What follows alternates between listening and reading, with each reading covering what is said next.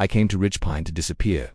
After 17 years kicking down doors with a SWAT badge on my chest, I retired to a quiet log cabin nestled just outside the boundary of Ridgepine Estates. No neighbors in sight, just forest wind and the OCCASIONAL low call of a hawk overhead. I'd spent my career defusing bombs, breaching meth labs, rescuing hostages, but peace was new to me, and I'd earned every second of it, or so I thought. The Ridgepine Homeowners Association didn't care about lines on a map. HOA President Marlene Godfrey was the kind of person who believed rules existed to be enforced. Her rules: gray-streaked hair, always pinned into a severe bun, and lips curled in perpetual disapproval. Marlene wielded her clipboard like a weapon and saw herself less as a community organizer and more as an occupying general. She knocked on my gate. 3 days after, I moved in. "You're not on the HOA registry," she said through the intercom, voice pinched like a clenched jaw. "That's because I'm not in the HOA. You're adjacent. We consider you part of the Ridgepine perimeter." I almost laughed. "Well, I don't." That was the beginning. Letters followed. Voluntary membership forms slid under my fence. Then came the citations: unauthorized vehicle storage, my truck; improper landscaping, my wildflowers; and an intimidating dog presence, my aging German Shepherd, Scout. All unenforceable, all absurd. But Marlene wasn't interested in the law. She was playing a game of attrition. I ignored her for months, repaired the fence when it was mysteriously damaged, replaced my mailbox after it was mysteriously smashed, and I documented everything. Still, I underestimated her obsession. Last week, a man in a fire inspector's jacket showed up. No ID, no marked car.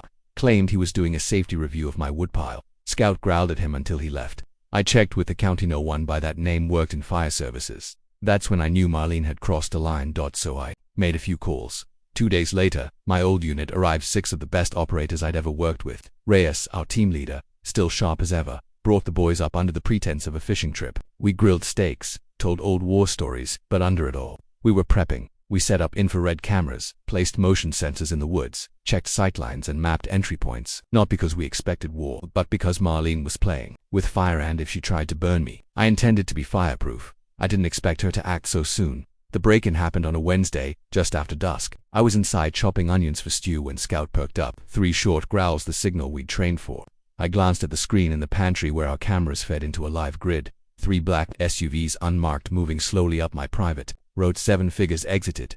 All male, dark uniforms, tactical vests, weapons drawn. They moved like law enforcement, but they weren't. No patrol lights, no badges, no ID shouted across the line. Just, "Open up, police." I killed the lights and whispered into the mic pinned inside my flannel collar. "Reyes, we got movement." His voice came back instantly, calm, focused, confirmed. "Visual on 7 targets. Moving to intercept." I crouched near the back window, watching as the men fanned out across my lawn, stepping over my private property signs like they were stepping over ants. One held zip ties. Another slung a ram over his shoulder. Marlene had gone full warlord. 2 bad. She brought toy soldiers.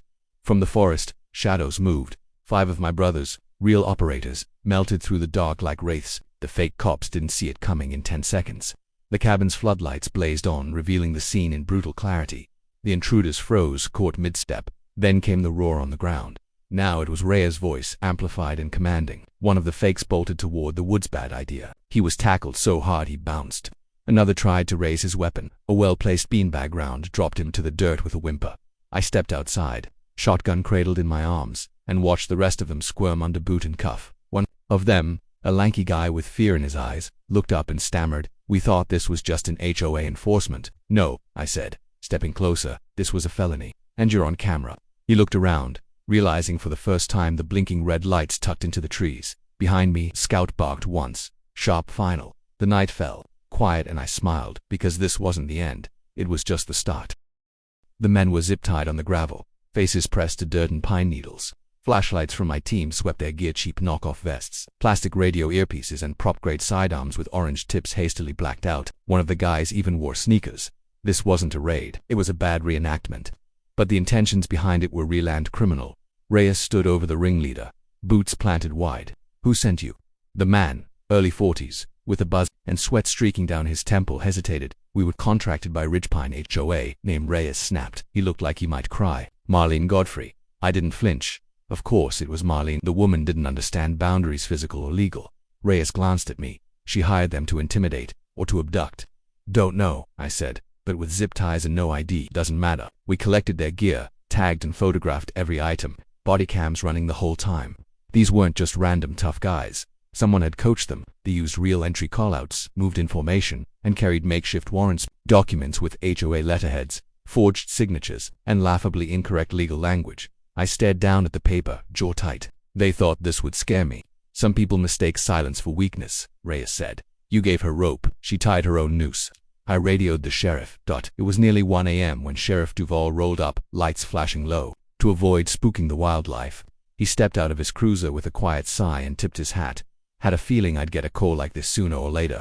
He and I went way back, joint training drills, barbecues, poker nights. He knew I didn't make emergency calls lightly. Duvall surveyed the scene, his expression turning stony as he spotted the suspects still restrained. Impersonating officers, he asked.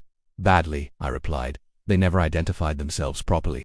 Tried to force entry under a fake HOA directive. Duvall gave a low whistle and walked over to inspect the forged documents.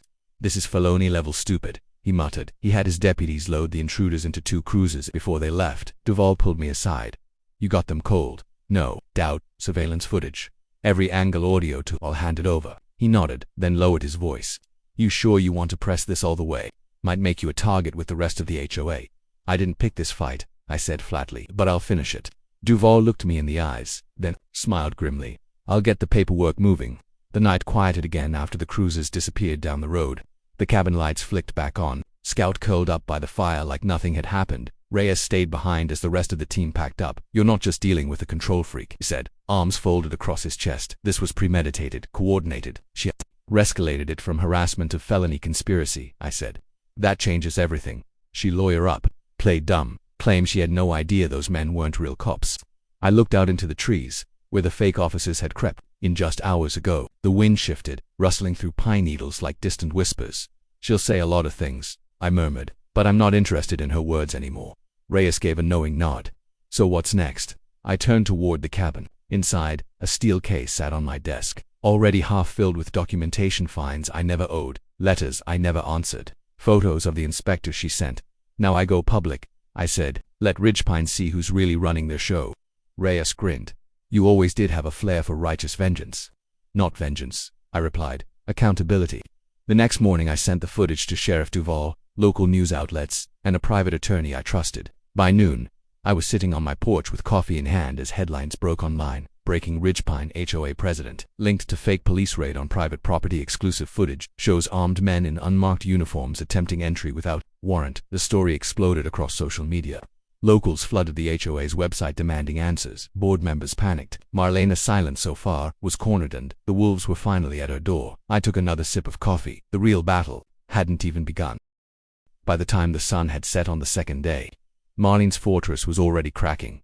The footage I released: 7 masked men in fake tactical gear storming a private cabin under the guise of law enforcement, went viral faster than wildfire in a dry canyon.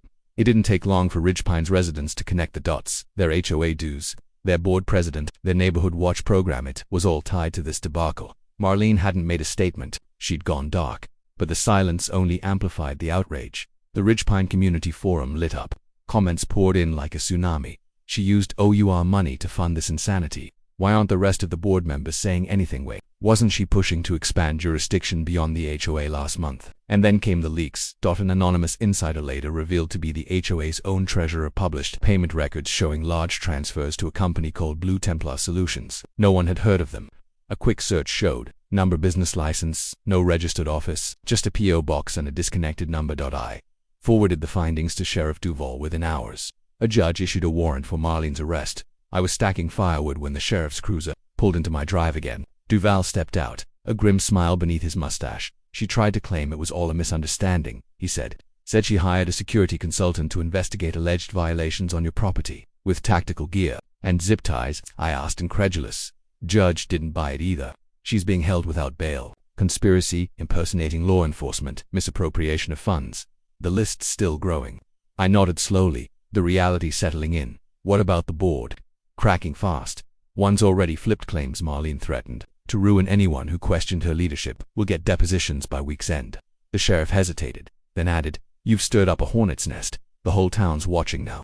Good, I said. They should have been watching a long time ago. He handed me a signed receipt for the evidence chain, the USB drives, physical documents, video files, and left me standing on the porch, the mountains towering behind me like quiet sentinels.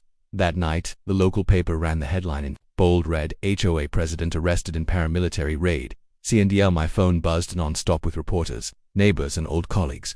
Most of the HOA board had resigned by sunrise. The remaining 2 were under investigation for abuse of power and complicity in fraud. But the story didn't end with handcuffs. I filed a civil lawsuit, defamation, harassment, criminal trespass, emotional distress. I hired a former federal prosecutor, turned litigator, sharp, relentless, and not the least bit impressed by suburban power plays. Together we outlined every instance of abuse, the threats, the forged citations, the bogus inspectors, and finally, the armed raid. When the court summons landed on what remained of the HOA's legal desk, I imagined Marlene flinching in her holding cell. She'd tried to break me, but I had no intention of being anyone's victim. 2 weeks later, I was called to a special town meeting, not the usual HOA function held in some stuffy rec room, but a full Ridgepine community gathering held in the high school gymnasium. Hundreds showed. They needed answers and they got them. The interim board confirmed everything. The funds had been misused. Marlene had operated without oversight for nearly 2 years, forging alliances with private groups, bullying not members and expanding her authority beyond legal bounds. She'd even been planning to push Ridgepine for annexation, power over surrounding land including mine. A hush fell as the new board president, a soft-spoken retired lawyer named Helen Shaw, stood behind the podium. "We owe Mr. Beck an apology," she said, eyes sweeping the crowd. "Not just for what was done to him, but for allowing a system where one person could exploit so many." She looked right at me. "You protected more than just your land. You reminded us what real accountability looks like." I said nothing, just gave a quiet nod. It wasn't pride I felt. It was relief that the storm had passed and that the town was finally waking up from its slumber. But I knew better than to believe peace was permanent. The forest was still thick, the roads still quiet, but power always finds a way to crawl back, and I'd be ready, because I wasn't just protecting a cabin anymore. I was guarding a principle. 3 months after the arrest, Ridgepine was quiet in a way it hadn't been in years. Gone were the passive-aggressive violation notices, the clipboard patrols, the whispered threats behind ornamental hedges. The HOA was now under court oversight, operating with strict transparency rules, and run by a new interim board focused on rebuilding trust, not enforcing petty tyranny. And as for Marlene, she pled guilty to conspiracy, criminal impersonation, and misuse of public funds. The judge gave her 5 years to behind bars, the rest on supervised probation. Her sentencing was broadcast live. She stood there stiff and expressionless, flanked by a lawyer who looked more exhausted than confident. Her only words were part of a required apology. I lost sight of the line between order and control. Too little, too late. Still, justice. It felt like a fragile kind of victory, not triumphant, just necessary. I stayed out of the press, declined interviews, let the town chew through its own lessons. And as the scandal faded from the headlines, I turned back to what mattered. The cabin, the land, the quiet. Scout had grown slower but still followed me on the trails each morning, his ears twitching at every bird call and squirrel rustle. The air was sharp with pine and damp earth, clean, unspoiled, the kind of silence that healed things no doctor could fix. Then, one afternoon, Reyes came back. He pulled up in his truck, windows down, radio humming an old country tune. Same crooked grin. "You missed the fireworks," I said, offering him a cold beer on the porch. He took it, leaned back in the old rocking chair, and let out a long breath. "Heard the HOA burned itself to the ground, more or less," I replied, "but the fire did some good. People started paying attention." He sipped and nodded. "That's the thing about bullies. They don't stop until someone pushes back, or exposes them," I added. We sat in silence for a bit, listening to the wind tease the pine branches overhead. He finally asked what I knew was coming. "So what now? You gonna hang up the badge for good?" I paused. Not because I didn't know the answer, but because I hadn't said it out loud yet. No badge, no uniform. But I'm not going back to sleep either. Meaning, I started something, not just a lawsuit, a precedent. He gave me a slow, approving look. "Neighborhood Justice League," I chuckled.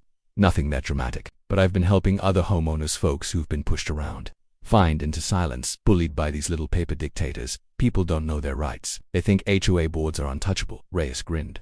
"So now you're teaching them how to push back?" I nodded. "With facts, with cameras, with law." He leaned forward, tapping his bottle against mine. "That's more dangerous than a battering ram." The truth was, I hadn't planned on becoming anyone's advocate. I just wanted peace. But the raid had shown me how many people were living under quiet oppression, thinking they were alone. And if one viral video could shake an entire community awake, maybe a few more could start a movement. I started documenting stories: HOA abuses, overreaches, intimidation tactics. I recorded interviews, posted walkthroughs on homeowners' rights, and used my own case as a template. The channel grew fast, thousands of views, then tens of thousands. People messaged from across the country. Some had been fined for having too many potted plants, others for parking their own car in their own driveway.